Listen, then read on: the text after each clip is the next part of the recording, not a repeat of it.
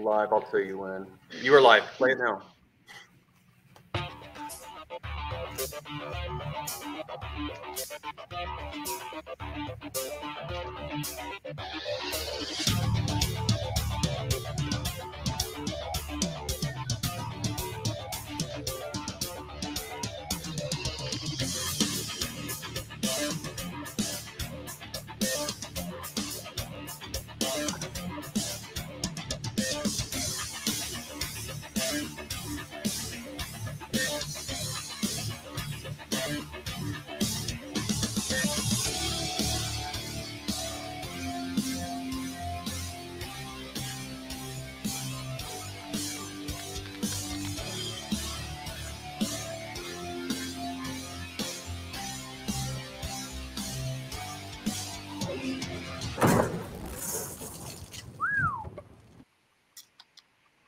And that's it. All right, we have 7 people here. Thanks for joining us. This is our live launch for The Saints. We've got the illustrious Mike Barron here with us.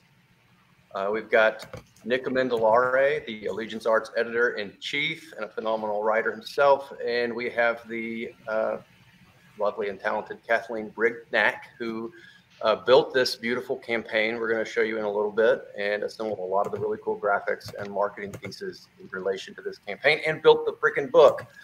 So thank you all for joining us. Nick, please take it away. What do you got to say? Well, it's how do I say this? We put a lot of blood, sweat, and tears into this book, and I know how this is going to sound, but I think it's the most electrifying book that we've published since my time with the company. It's a project that we're all very excited about. I know we all have a lot of passion about it.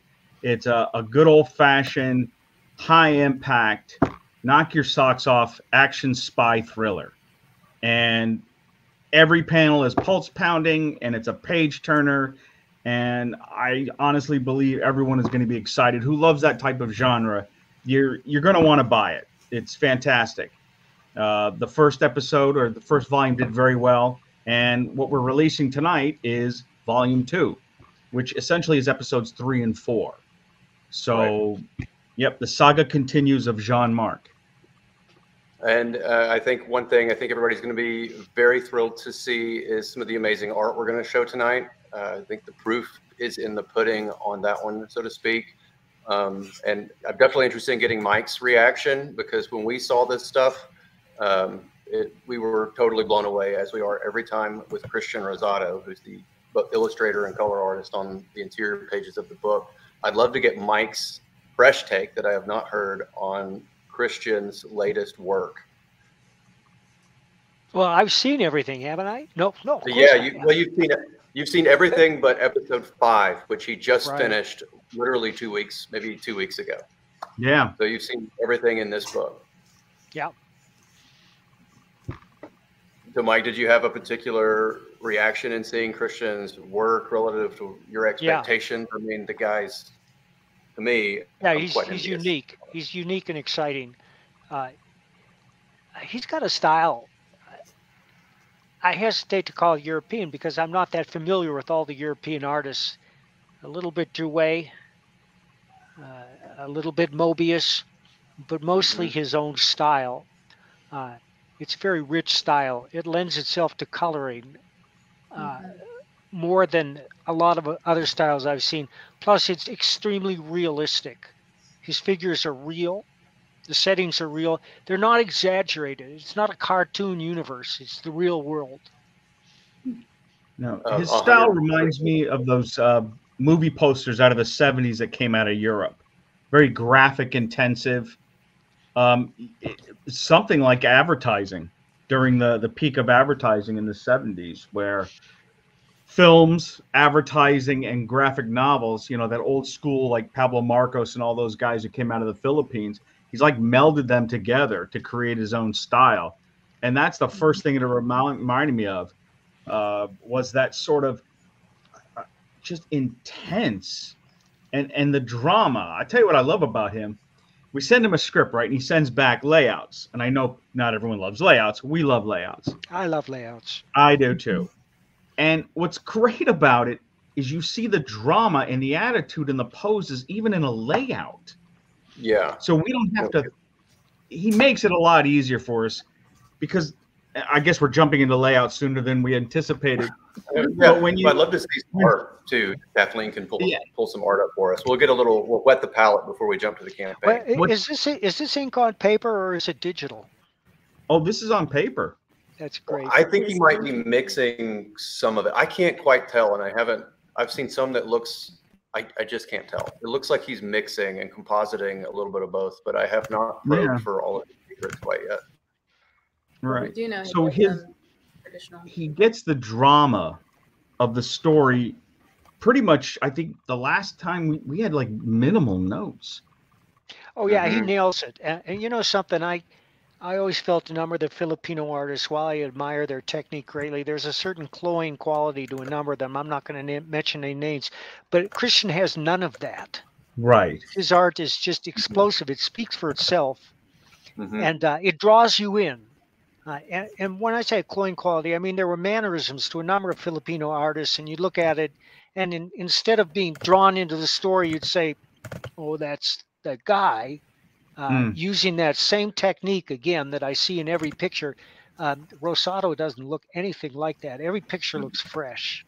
Yeah, that is a perfect analysis of his style. There's never a time where we think he's doing the same thing. You know, it's not stale. It's none of those things. I mean, look at this. Let's just talk about the color. And I want to hit on what Mike said, the realism, but then the juxtaposition of the very expressive color.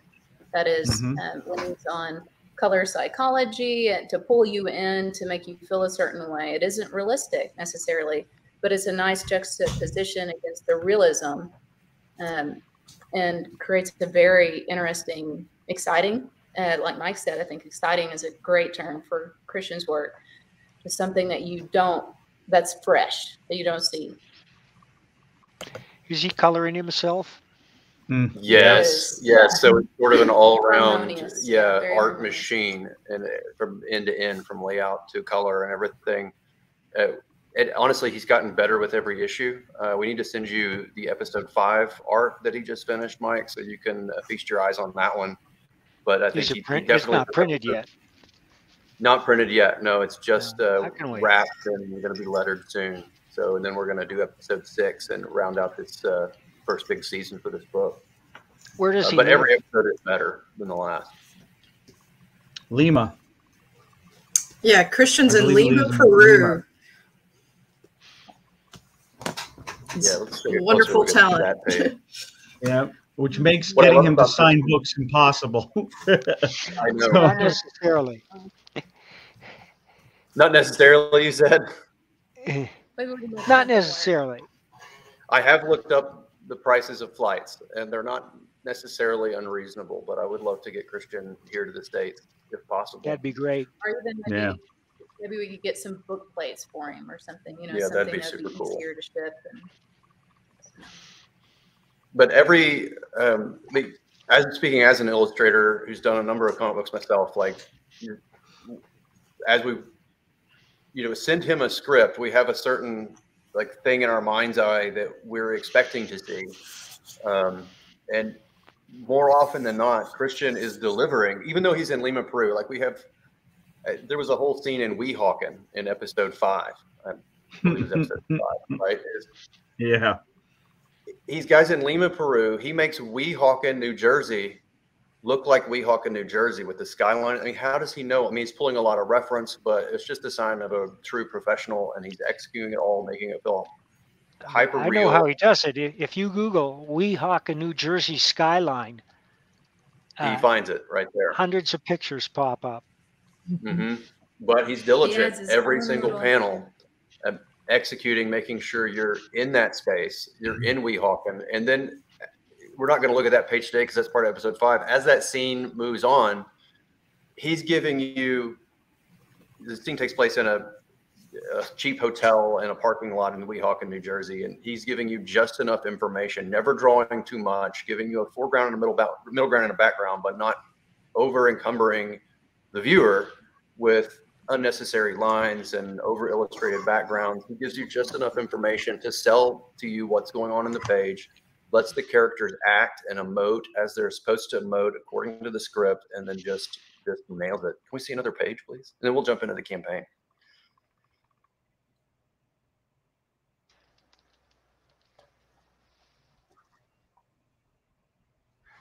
Whichever, dealer's choice.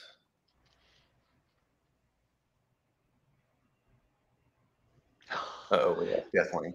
Well, show us the next page. She might be surprising us. Gerald here has a good Kat. comment. She's in charge. Kat is in charge for sure. Working from reference properly takes practice and observation. That is so true, because you can very easily be a slave to your references. That's something they talked a lot about in art school, being a slave to reference or using it as a crutch. But then being able to seamlessly incorporate it into your own style and the total visual style for the book is very impressive. All right, here we go, Kat. Yeah. All right. I want to zoom in on this one. Yeah. Yeah, that's the bar scene. Yeah, super lush on that middle panel, and then he drops the background out and lets you focus on the characters in the last panel, which I love. And lead your eye around with those little pops of color. We should probably jump into the campaign and get this thing launched. Yeah, let's do it. Okay. I'm going to remove that. I could make a speech. Go for it. You know, I've always been fascinated by archaeology and lost things. I think we all are, because we've all been raised on the fantastic, the morbid, the tomb of King Tutankhamun, Stonehenge. Wonder how they get there. The ruins that are found in Persia. I got a book for this book. When you first assigned it to me, it was a huge National Geographic Guide to Lost Cities, which is fascinating. And they're all over the world, of course. And a number of them are reputed to be in South America. I'm sure you've heard the stories about the great lost cities of South America. And it ignites the imagination, especially those of us who like pulp. But the thing about the story is that you try to make the characters as realistic and entertaining as possible. I think that we've done a great job on this. The primary directive is to entertain, and this is a wildly entertaining book. I think once you pick it up, you're not going to be able to put it down. And that's what I try to do with everything I write. I haven't always been successful, but for the past 10 years or so, I've been pretty successful. And I'm really proud of this one. I can't wait to see the finished product. Us too. We were very, very proud of it. And, you know, just not too big a spoiler, but we are headed for South America at some point in this series. And we're going to have a pretty wild adventure when we get there. And it's definitely...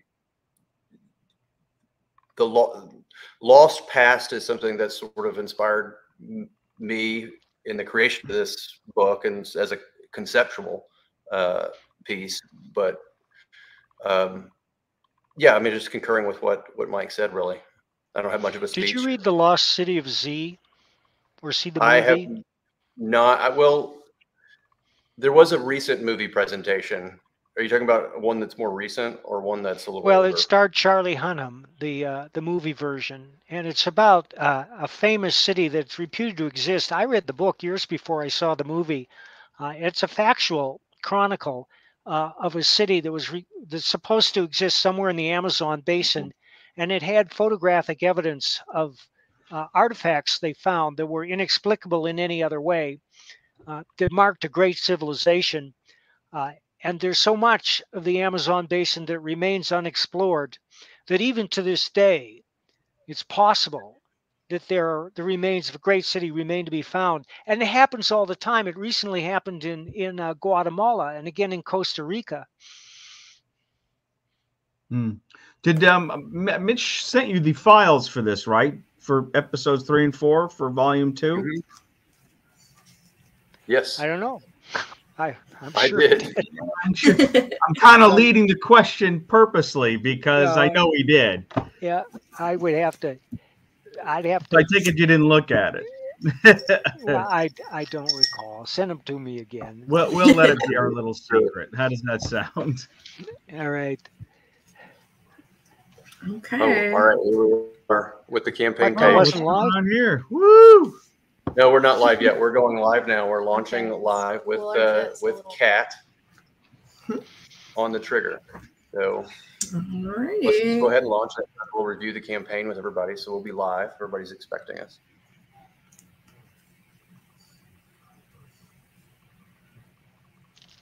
And we're live. Thank you, Kat. Yay! Yeah. All right.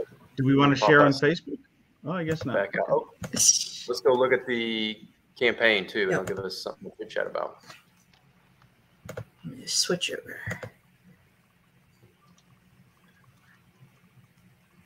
Okay.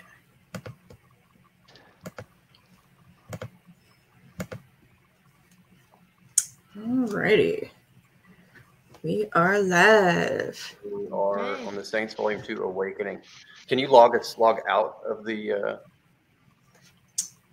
Yeah, our little area. yeah, that's our back end. There Perfect. you Thank go. you. All right, there we All are. right, let's check out Kat's beautiful work. Mm-hmm. Actually, let's play the campaign. I was just thinking, yeah, let's do that. Yeah, we got some new people coming and filing in, so I think we can play it again. Let's All play right, it so what do again, you- man. Woohoo! Thank you. Thank you so much.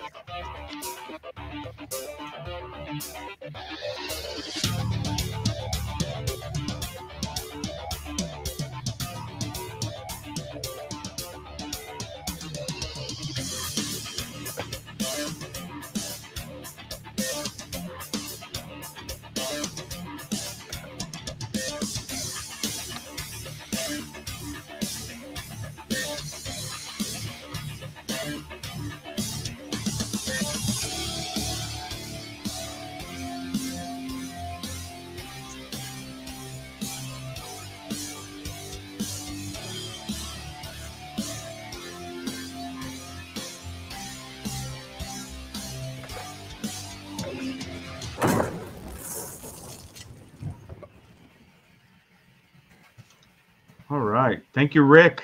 Backer number 2. Thanks, Rick. Yeah, Colin, thank you. So another cool thing about this campaign is the book is done. This is very exciting.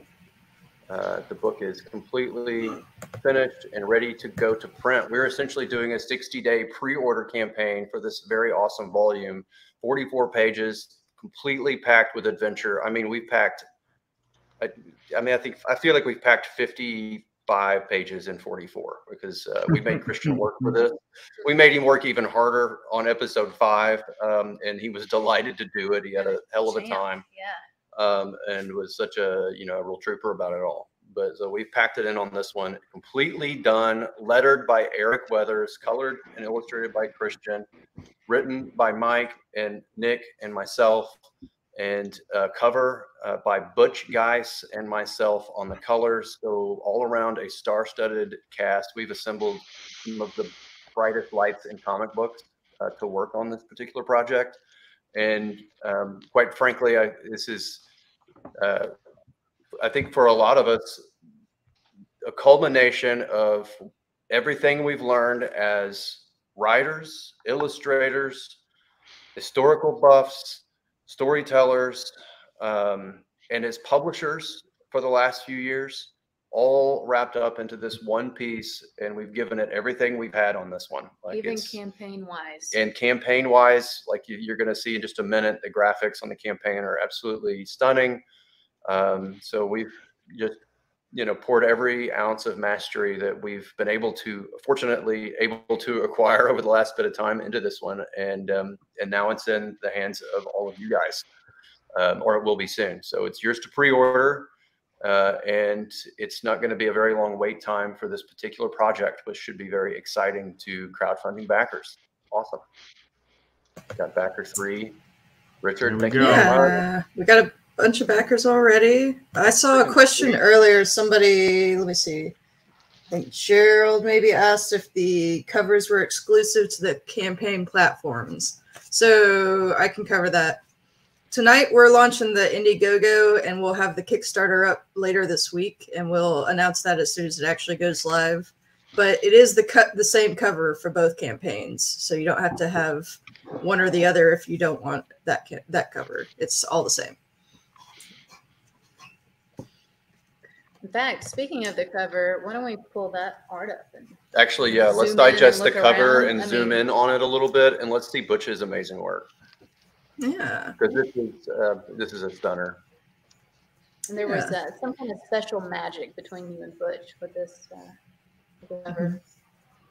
Right before I'll scroll down to that cover in just a hot second, but can Nick read the our little log line here at the top of our page? Okay, sure. Set us up.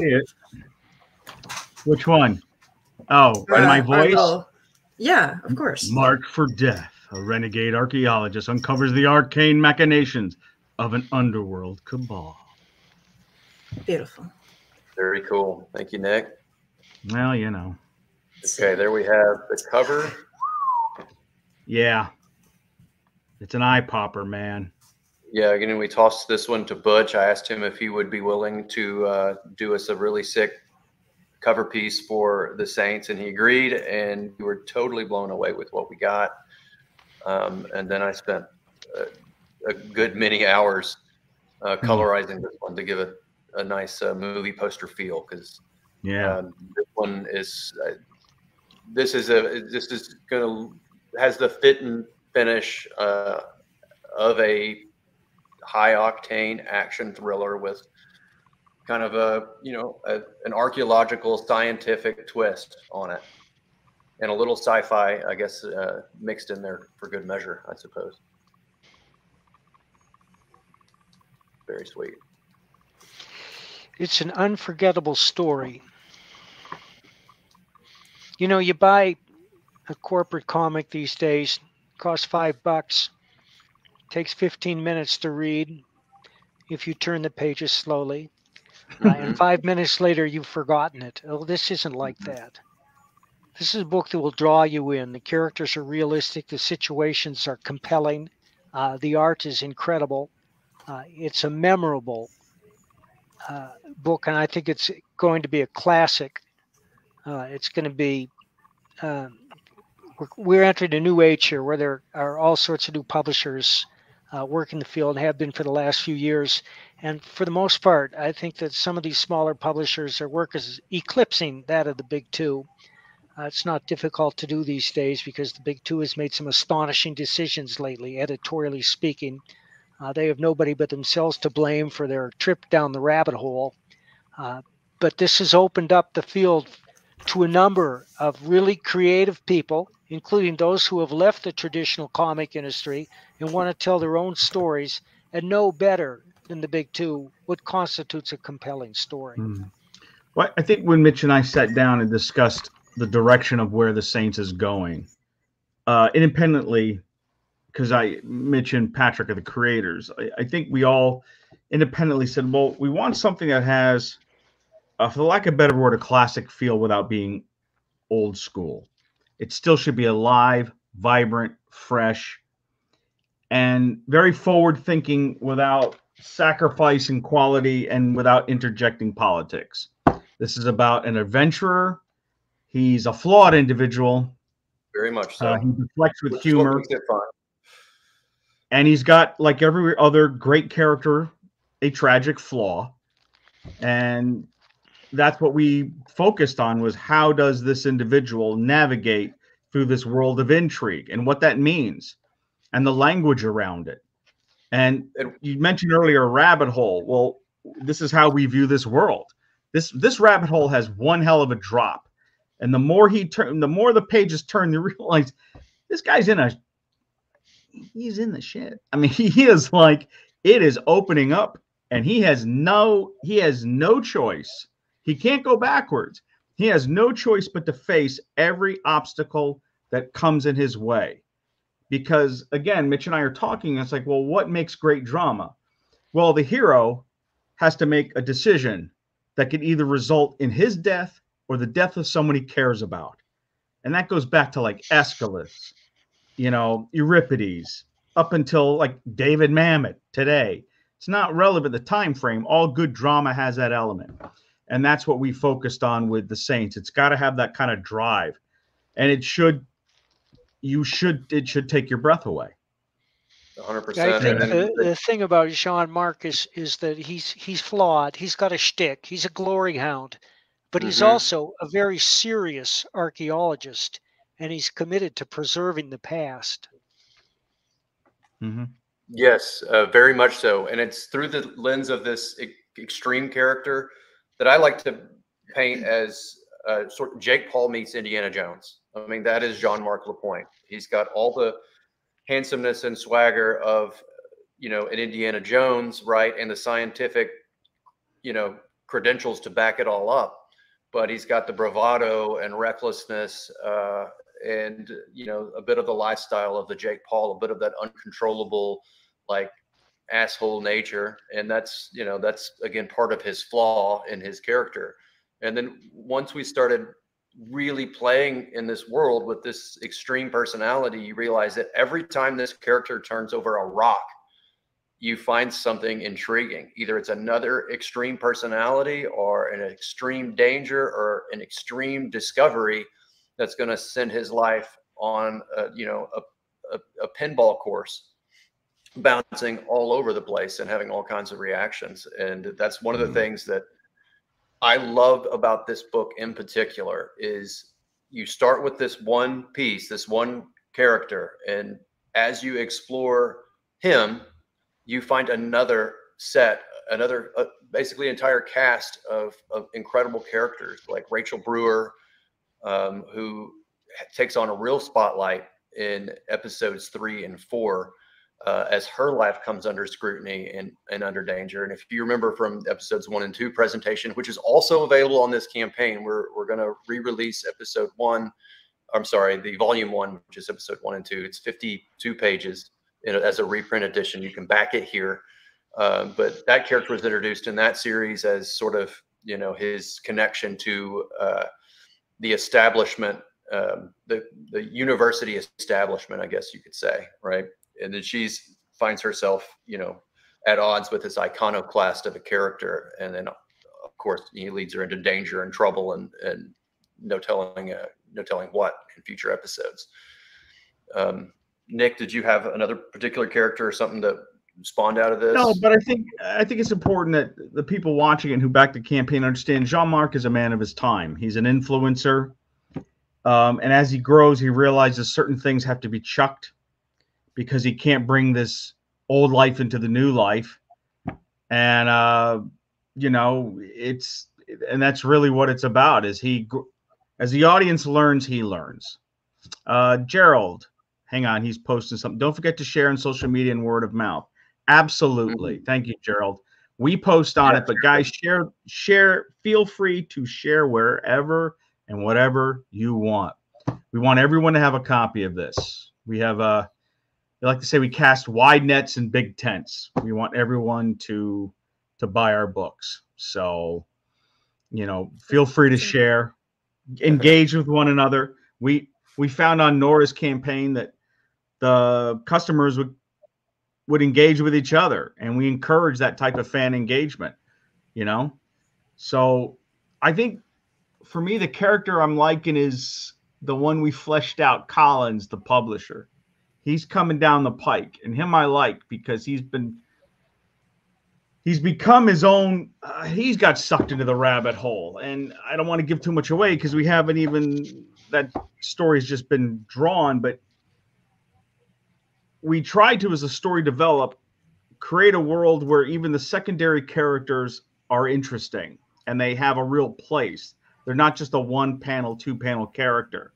They're part of this world that essentially becomes unraveled. You've got the world of the Saints, which is an alternate reality, if you think about it, to, you know, with a square life, you know. And as we learn the story, there's these people that are sucked into this big drama, and you realize that, well, they've been part of the drama all along.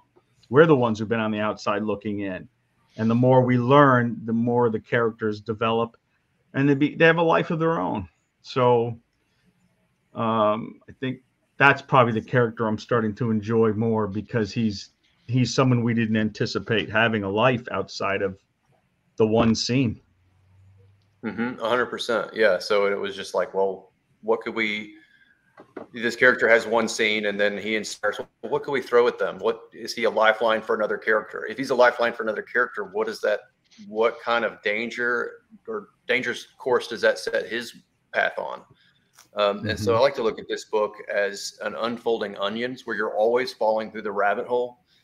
I suppose in episodes 3 and 4, you're really falling through the rabbit hole through the lens of Jean-Marc, right? But as he does this, that baton is then passed to another set of characters who are going to have a similar experience to Jean-Marc, right? And he's going to be looking through it on the other side, trying to, help rescue or, take advantage of a situation or help the Saints, on a particular mission, which you'll see in the next Volume 3 release. And they eventually converge. I mean, that's the thing. We're purposely weaving several threads, and we have an end game, but we can't really discuss it because, come on, you can't do that. You can't give away the ending. Of course, but we can kind of tee this up for people in terms of the pitch. Like, where is Jean-Marc at the end of Volume 1? Where do we find him at the beginning of Volume 2? I mean, he's Jean-Marc, as we've learned through Volume 1, right? He's on a relentless pursuit of the truth, right? And that is to uncover the truth at all costs, which is what sets him at odds with this particular organization that we've called the Forge organization, which, would very much like their secrets to be kept, and would prefer Jean-Marc to be dead, right? So the discovery of a lifetime for Jean-Marc turns into basically his own death warrant. And at the end of episode 2, Volume 1, he's completely now outside. He's, I guess, in his element, but outside of it as well, right? I mean, he's a wanted man at the end of episode 2, right?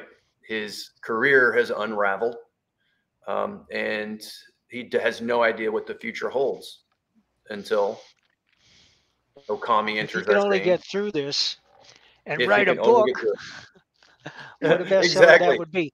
There's almost a supernatural element here. I don't want to give anything away, but the Forge uses technology to affect the future. And they do that by going back into the past and affecting the past. And the technology has the ability to change people. Yes. Yeah, you'll definitely feel that in episode 4, without a doubt. In this volume, it's we're revealing some of the cards on this book in episode 4 with what you're dealing with Forge, for sure. Nick, how do you feel about what would be your pitch for episode 2? I mean, where Jean-Marc is at the beginning, not episode 2, Volume 2, at the beginning of this book. Where do we find Jean-Marc? What makes him a compelling character? He's teetering on the brink of his old life and his new life. And he's been given some very harsh realities by someone he trusts. And the rumors and his suspicions of his research, which has been clandestine, has been proven to be true. He just had to have someone talk to him about it. And unfortunately, he's got to come to make a decision. And when I say unfortunately, I mean the decision's made for him, which was not easy. And that happens in essentially what is this, episode 4. Episode 4, this decision's been made for him. And he's sent on a mission that without question, closes the door to his old life. Yeah, it would possibly change the future of the world. Very much so. So how did we call it in our pitch? So I think we had a really nice pitch down there. Kathleen, can you scroll on down?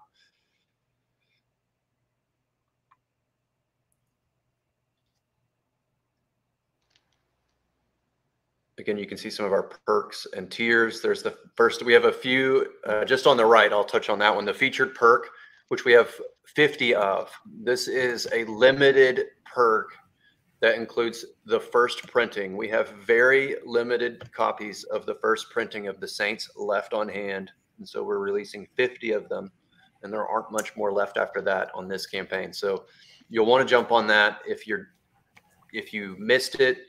If you want another copy, this will 99% be the last opportunity to grab this book. I'm leaving myself a 1% variance because there are not many copies left. It's going to be a long time before we go back to print like that. Well, we're going back to print this one. You can get a reprint version of volume 1 on this campaign, but we have only 50 copies of the first printing of volume 1. So you can get that bundled with your volume 2. So we have this one. In fact, only have 48 left. 48 Wow. are two have I already think moved. that Christian Rosado compares to Jose Luis Garcia Lopez in certain respect, and that he has his own look that's extremely detailed and realistic, and at the same time artistic. He's that kind of artist, and I think he's going to be huge in the future. Oh, no doubt. And that this is the kind of book you want to get now, because it's going to appreciate in price astronomically over the next few years. Well, you heard it from Mike. I can't make that guarantee, but I can certainly say it is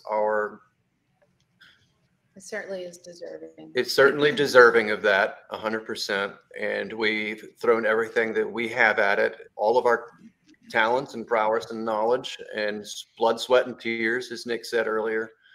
We threw it all at this one. So this is the one.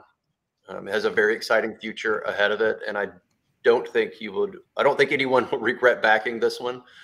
They're not going to have to wait too long. You're going to have a thrilling read and another thrilling read to follow this one coming up fairly soon.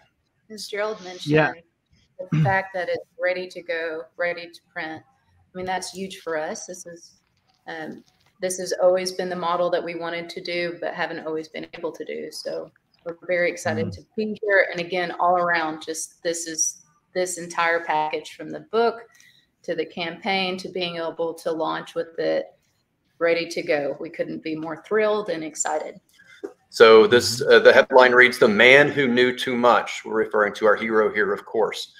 So it says, unraveled by his relentless pursuit of the truth, Jean-Marc Lapointe is thrust into the murderous underworld of archaeological espionage, revealing a high-stakes game that threatens the foundations of reality.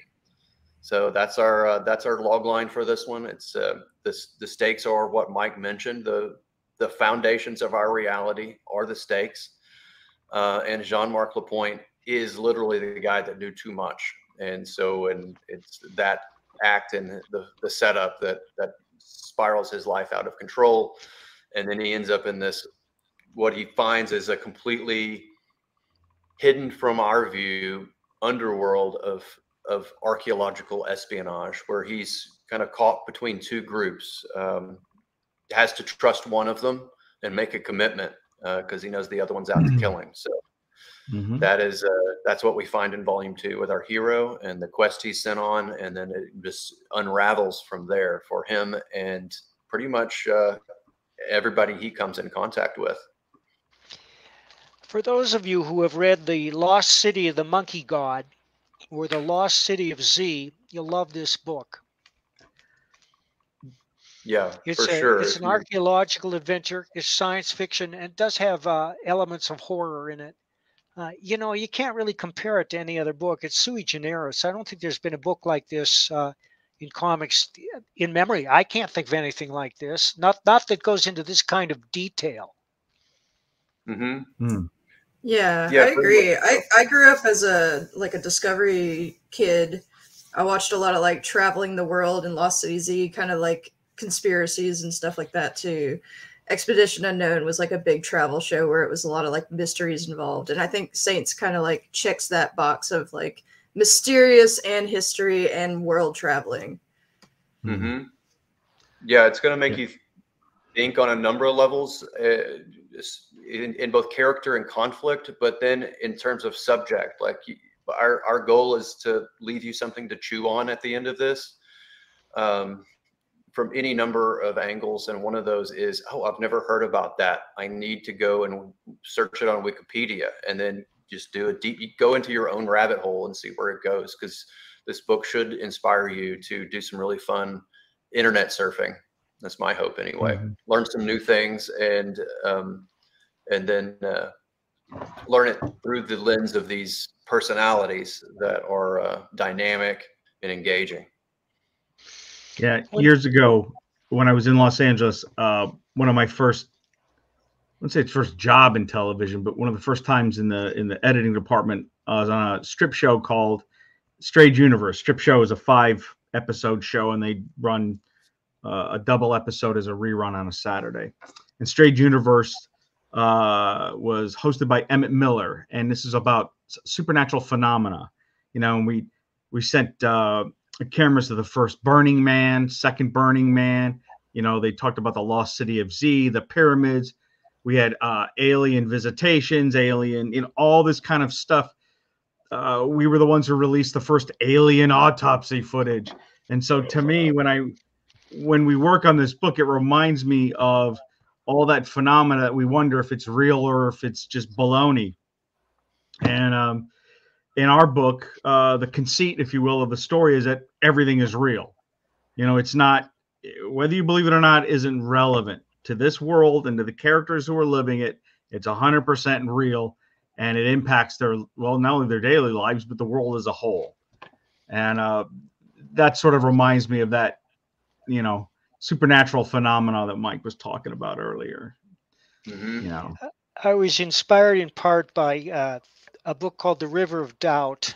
It's about Teddy Roosevelt. After he left the presidency, he traveled to the Amazon basin with his son, determined to explore a river that no one had ever traced to its source. And he nearly died on that expedition. But they found elements of lost cities. And it kind of overlaps with The Lost City of Z, which is a good book and a good movie I recommend, about the same quest, because that grabs the imagination. The idea that lost civilizations still exist, that those cities are out there waiting to be found, is true, because they're found all the time. And I mentioned again the lost city of the monkey god, in which a civilization that had never been discovered was found about 10 years ago in Costa Rica. There's a book about it. It's called The Lost City of the Monkey God by Douglas Preston. I love those books. cool. Can we take a look at those perks? Yeah, we'll take a look at the perks. Let me pull those back up. But I was going to add, I know that, you know, I love learning about South America, and I know that we're learning a lot more about how lost the history was back then. We know that, you know, disease wiped out so many of the natives at the time, and then there were, you know, the church and the conquistadors wiped out whole swaths of libraries of knowledge and wisdom keepers of the time. But even before that, you know, as the Aztecs, you know, replaced the Incas, and as we scan the jungle with LiDAR, we're finding infinitely complex road systems, right? And they're estimating now the sizes of the populations being, I don't have the numbers, but I know they're quite astronomical, certainly shocking. There was a very advanced, complicated civilization. I don't know if it's like a mono civilization, but a series of civilizations that traded with each other, traded plant medicines. Their knowledge of plant medicines was extremely extensive, and it stretched all the way across South America. And so much is lost to us, and so much the jungle can overtake all of that stuff so quickly that within, you know, 100 years or so, the memory of the previous inhabitants can be totally gone, and all of the knowledge acquired or the wisdom acquired within that civilization be completely eradicated, and we're left with nothing but trying to interpret stone ruins to the best of our ability to cobble together, you know, what a magnificent civilization it was at the time. And so it's just that's one of the things that inspired me about this book, and I know inspires all of us, is rediscovering what was lost, right? And this idea that we've lost something very profound, whether it's philosophic or scientific in terms like a philosophic idea or religious idea or a concept of civilizations, or if it's like something that's more science-based, like we've lost, you know, the plant medicines or whatever that are the agricultural knowledge that these civilizations had to utilize to maintain such large populations as they once did. Mm-hmm. So all that stuff's extremely fascinating to me. Yeah. Let's take a look at perks. Yeah, Kathleen, you want to run us through this thing? Sure. Okay. All right. I've been kind of reloading as we've been talking. We're already down to 45 remaining of our featured perk here, which that's they gonna go mentioned. fast. This is it's a perk that combines the new Saints Volume 2 with the first edition printing from our previous campaign of Volume 1. So you'll get both of those books. You'll get that first edition copy that will not exist for very much longer. This will probably be the first thing to go. So if you want it, this is the time to claim it. And that's going to be $40 for that one. What you got? No, go ahead. Let's see the next one. Scroll on down. Okay. Then we have our lovely editor-in-chief gracing a little perk here for you all. If you're a cigar aficionado or a cigar fan of any kind, and you'd like to donate us $5 just for the hard work we do and for loving everything we're giving you guys, all our books and our titles, and give us a chance to enjoy a nice little cigar with our editor-in-chief, Nick. Yeah, Nick, for those that don't know, Nick loves a good cigar, and he always brings one when he comes to visit, which is greatly appreciated. And we'll burn one on the back patio and talk about storytelling and film and comic books and this and that. So it's kind of become a tradition, I suppose, at AAE to enjoy a cigar when Nick rolls into town. Bring some sticks and smoke out the back. And we've had some incredible creative discussions during this process. So tip Nick, that's what I was go buy say a cigar, and we're gonna wax creative, and you can help us participate in that. Thank you so much. I will say this. It's going to take a few tips to get one really good cigar, so be generous. I normally don't like to shill for myself, but on this occasion, I feel it necessary to let people know, like, what kind of cigar you can get with $5? Smoke the cheap ones. A Tiparillo. Yeah. So, cobble together a few tips, and we'll get a couple of good ones. There you go. Well, we just might have our best jam session yet on that. Heck yeah. In Colorado, we have our own product. Yeah. So I've heard. We should have done buy Mike a pound of weed with like a $2,000 tip. I don't know how much the pound would cost, but I imagine it's a lot. That's a lot more. A lot more than $5. Marijuana is legal out here, and it's extremely high quality, and it's very low priced. Colorado's got the goods. Okay, continuing on, we got our if you want Saints Volume 2, perhaps you already claimed Saints Volume 1 from our last campaign, and all you need is the second book to continue the story. That's easily attainable for $15, and you can also you can add on a second copy if you'd like, if you want 2 copies for your collection and for a friend. So that's a nice, easy ask for that perk. Oh, let's go back. I would encourage people, if you didn't get a chance while we're flipping here, to get Volume 1. Definitely pop for the extra cash and make it happen. It's a great book. It's a perfect companion to Volume 2, and you're going to want to make sure that you track with the story. Volume 3 is going to be, does he go to Antarctica? He could, now that it's been suggested. I mean, why not? It's possible. It's possible. It's not like we haven't talked about aliens or the Japanese landing in Antarctica. I'm down. It's something I would like to explore, to be honest. I'll be frank, though. He's not headed to Antarctica in this trajectory.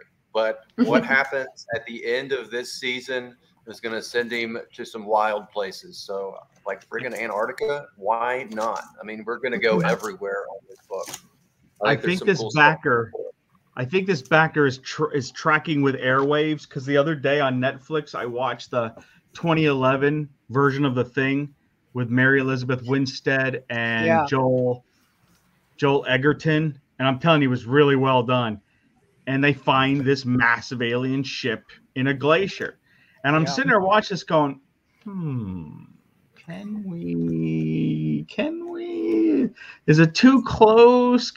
You watch things, you're like, can I rip this off? I mean, what can we get away with? But I love the idea of going to Antarctica. Whether or not it's the seat of civilization is yet to be determined, but I trust your judgment. It may be. I was watching a documentary on Australia's small temperate rainforest the other day, and the guy was pointing out how these palm fans that grow, they're crazy looking, right? They're an ancient palm tree. They've been found fossilized in Antarctica. Same tree that's in this Australian rainforest, fossilized in Antarctica. I mean, crazy stuff. Maybe goes to Mount Ararat and finds Noah's Ark. Well, we will never know. Well, we might know. So the answer is truly not yet. That's all. Not yet. That's all I'm saying. No. Sorry, this is why we need to stay on track, because we go off. But he's not going to Antarctica yet, but it's a damn good idea. And don't be shocked if I steal it from you, comic book guy. There are areas in Africa that remain unexplored. Yeah. There's areas of Brooklyn that remain unexplored. Oh, man. I'm going to queue up our next one here. Yeah. You can also get the Saints Volume 2 side. 90% of the human race clings to the ocean borders, on whatever continent they live. The United States is different in that respect, along with Western Europe, in that humanity is spread fairly thickly throughout the center. But for most of the other continents, especially Greenland, Africa, Australia, South America, 90% of the people live on the coast. Mm-hmm. Yes, very much so. And that tracks pretty well with what we know about all of human history, is that we generally have always lived on the coast. And I might be kind of going off the deep end on this one, right? But we know now that the sea levels used to be like 400 feet, 600 feet lower, like 10,000, 12,000 years ago than they are today. So everything that likely we might know about anything that happened 10 to 12,000 years ago, except for a few blips, right? That like Göbekli Tepe and some other places like that are ancient, like 10,000, 11,000 years old, is gone, because the sea level, all civilizations would have been built on the coastlines, or most of them, and they're completely gone now. I mean, something has happened that caused this at the end of the Pleistocene, the ice caps melt, then we have the Holocene period. Anything built on the coast at that point just we'll probably never find. Mm-hmm. Right. So hey, Kat, is there any way that people can get a signed copy of the Saints? Yes. Yes. Why, yes, Nick, there is. With this wonderful perk that you can see on screen now, you can get the Saints Volume 2 signed by none other than Mitch Breitweiser and Nick Amendolare. Yes. So that's a mere $25. Yes. For a mere $25. So it's 2 signatures for what? Like the price of like half of the price of one, I would say maybe. Yeah, one. I mean, most people charge like $50 for a signature. Like if you go to a Comic-Con or whatnot, and you're getting 2 signatures. So. And then lastly, we have if you're the Saints Volume 2.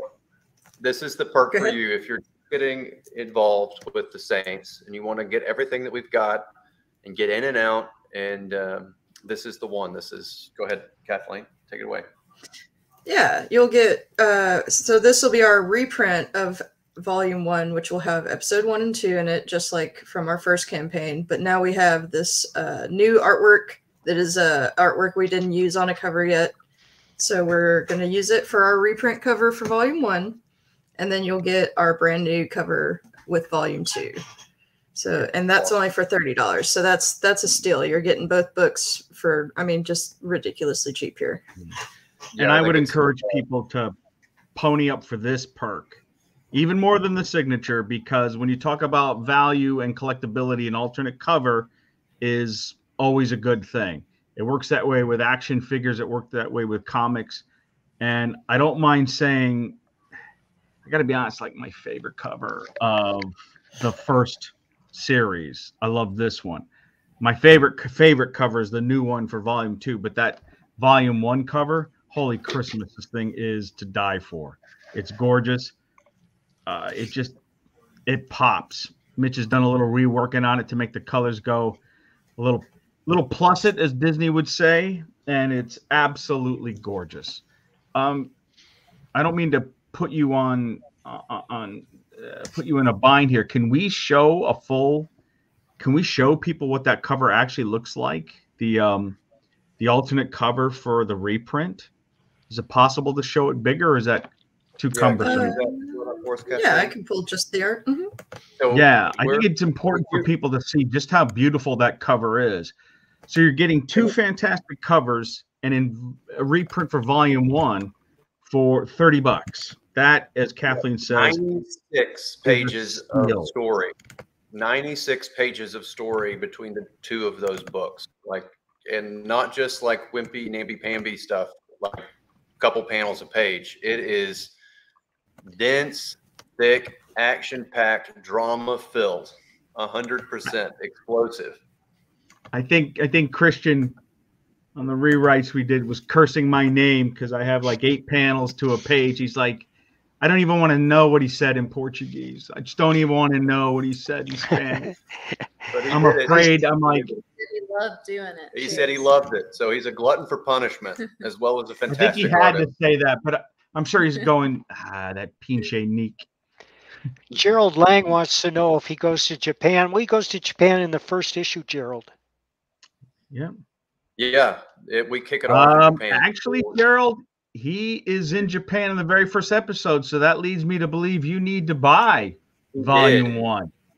I think early on he said he backed both, if I'm not mistaken. So thank you, Gerald sir. is going to get, yes, thank you so much. You're going to have a very enjoyable reading experience coming your way. It's a lot of fun. And I got to tell you, the inciting incident is kick-ass, and we pay it off. I think it's episode 4, right?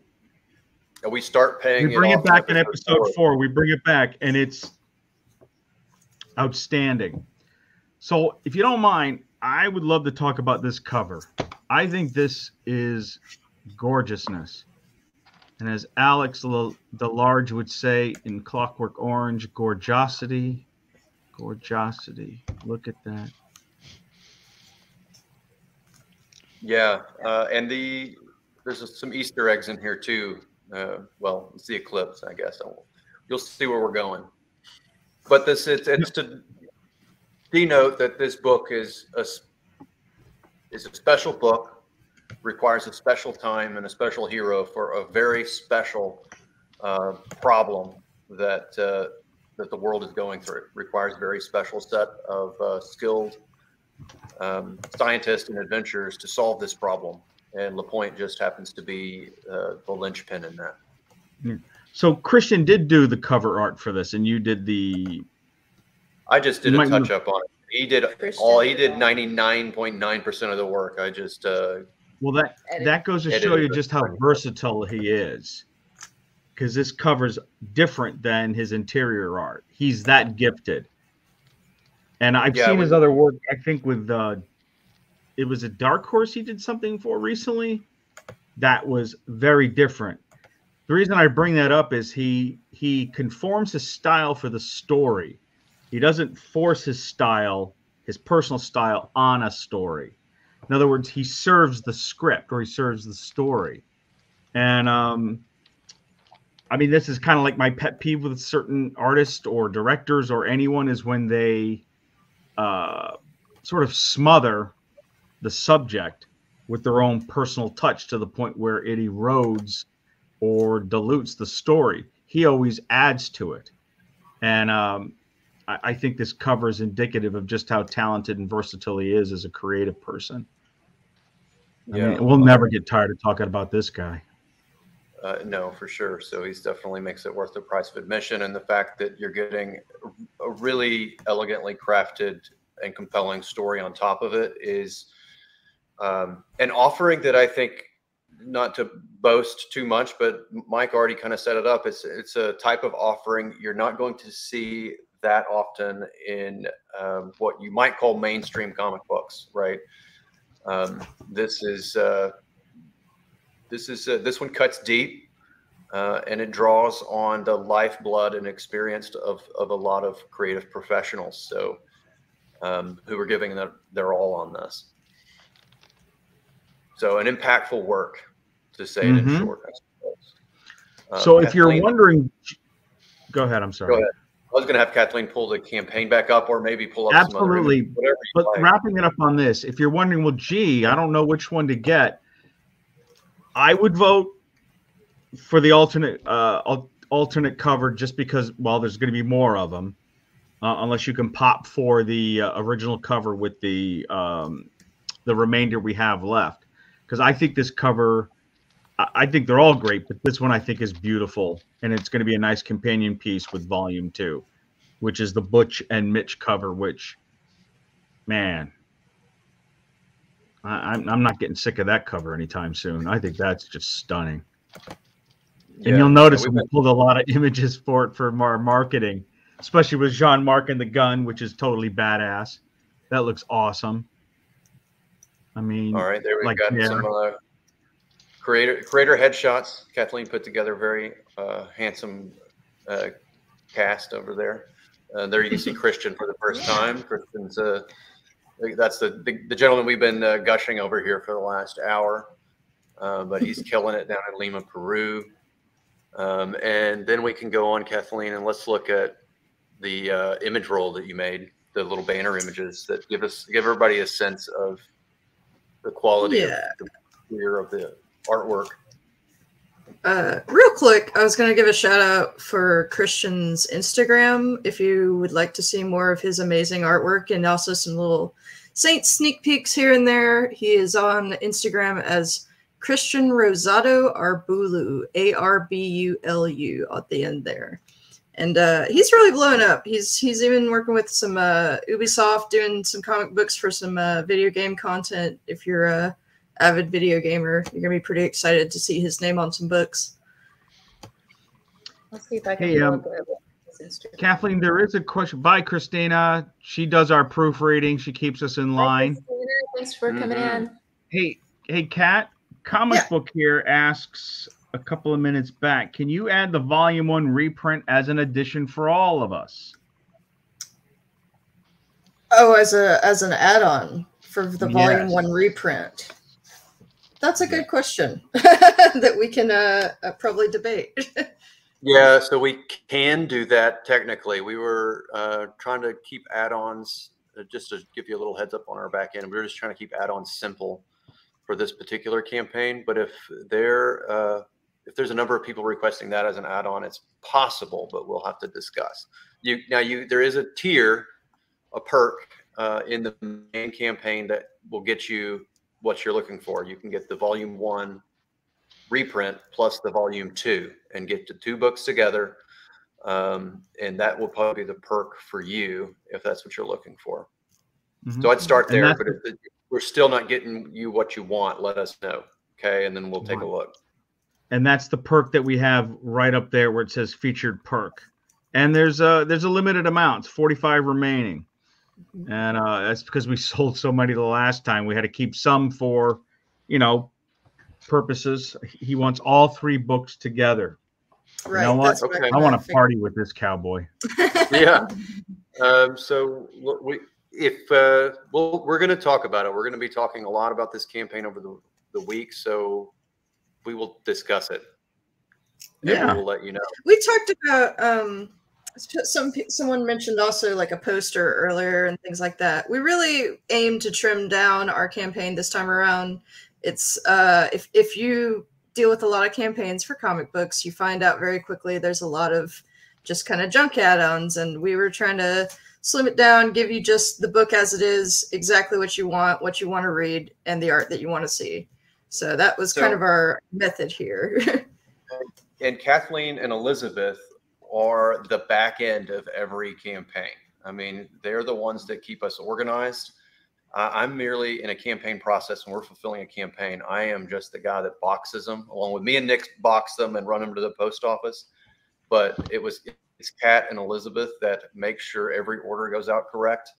And so what we're trying to do is focus on making more comic books and getting them out to you quicker, and just getting you great stories and great content, and creating a simple fulfillment process to facilitate that. You're right. So cutting the fat on fulfillment so that Kat and Elizabeth's jobs are a little bit easier. That makes mine and Nick's job a little bit easier. And we can just focus on getting that next campaign out, getting that next story hit right into your veins. And that's what we consider our job as the publisher. So that is the purpose of having this slim and trim campaign, to just get you the story and the art into your hands as quickly as possible, and then fire again.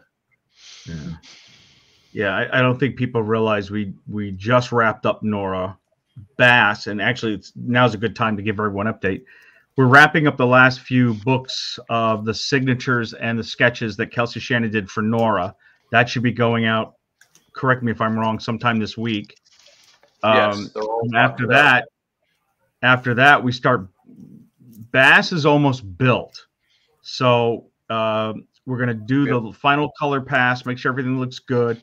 Eric Weathers is going to give it one last look, and then we're shipping this bad boy to the printer, and we're going to get that back to the HQ and send those out.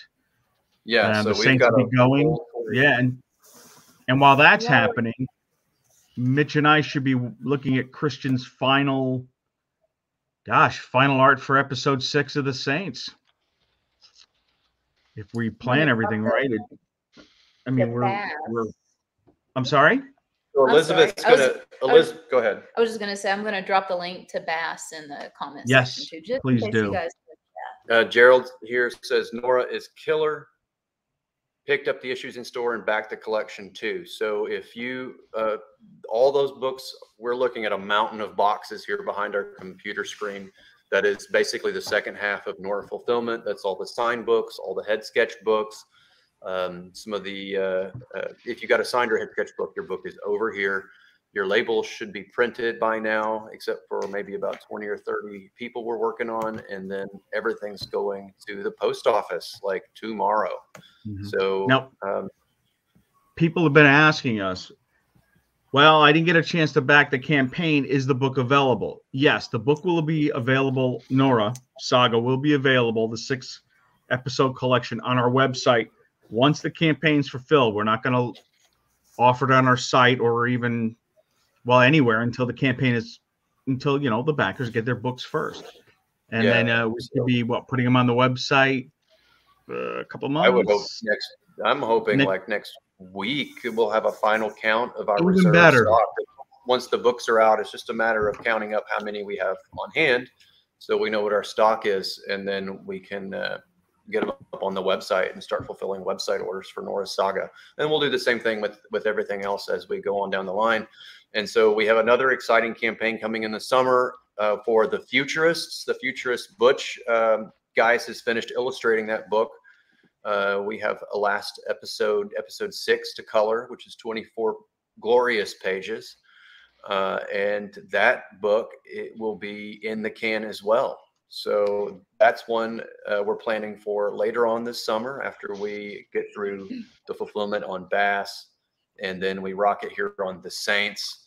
So that's basically the Allegiance slate for the year. So it gives you guys a lot to look forward to. And you're going to want to sink your teeth into the Saints Volume 2, because we have some very exciting stuff coming down the pike for Volume 3. And just to wind out this chat a little bit. I'll say this again. This is we have given this one all the beans, I guess, like pedal to the metal. Everything we've got on the Saints, everything we've learned as creators, as publishers, as everything from our roles, from marketing people to working with talent to assembling the best talent to bring you the most finely crafted product, and to confidently say that this book isn't just our best foot forward yet, but it stands head and shoulders above a lot of what the big guys are bringing you right now. I don't think there's any book the Big Two puts up that can compare to it, or to anything you put out. You heard it here from Mike Barron, folks. Well, if I can't saying. just Said it himself. there certainly can. So, all right. Just the Futurist again. I think someone had mentioned the Futurist. Our Saints makes an excellent companion to the Futurist, and they're absolutely right. Yeah. Won't say much more, but little. Yes. So there's there. Yeah. So there's definitely some parallels to those two books. So if you're sinking your teeth into the Futurist, I think you're going to want to taste the Saints. If you have ridden alongside Jean-Marc and been fascinated by the world he inhabits, you may want to pick up the Futurist when we launch it later this summer, and take both of those books for a spin. I think fans of one will certainly find a lot of good stuff in the other book. Both of them very well written, and again, the Futurist illustrated by Butch. So I mean, you're getting the craftsmanship of someone who is one of the greats. One of the greats. One of the greats. Yeah, absolutely, and, one of the greats. Episode 6, he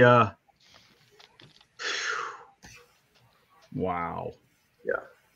Kathleen, he definitely finished the season strong. Let's give everybody a peek at all these images so they can get a taste of what's going to be inside the book. I love this scene here with the sword and the bar fight. Oh man, so much fun.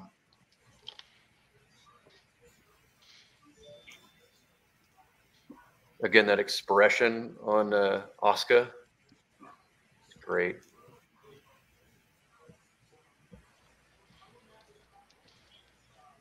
There you can see things do get a little wild and weird.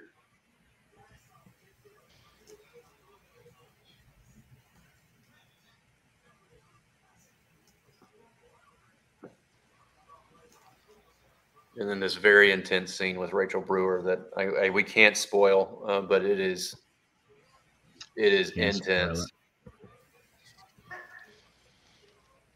And then end on a banger mystery there.